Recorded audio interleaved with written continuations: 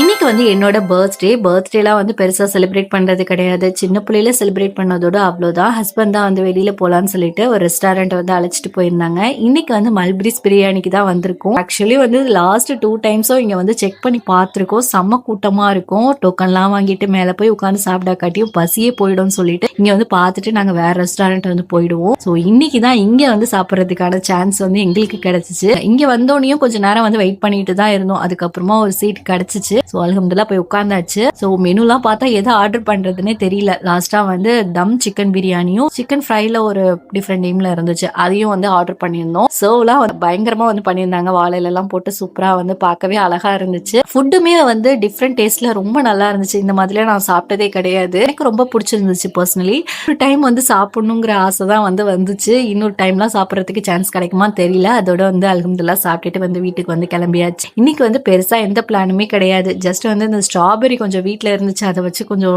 Dessert try பண்ணலாம்னு வந்து last மினிட்ல தான் வந்து ட்ரை பண்ணியிருந்தேன். சூப்பராகவே வந்துருந்துச்சு. இதோட ரெசிபி வந்து நெக்ஸ்ட் வீடியோல வந்து அப்லோட் பண்றேன். வேணும்னா செக் பண்ணிக்கோங்க. இப்படிதான் எனக்கு அந்த டே வந்து ரொம்ப பியூட்டிஃபுல்லா வந்து கம்ப்ளீட் ஆச்சு. ஸோ நெக்ஸ்ட் வீடியோல மீட் பண்ணலாம். பாய்.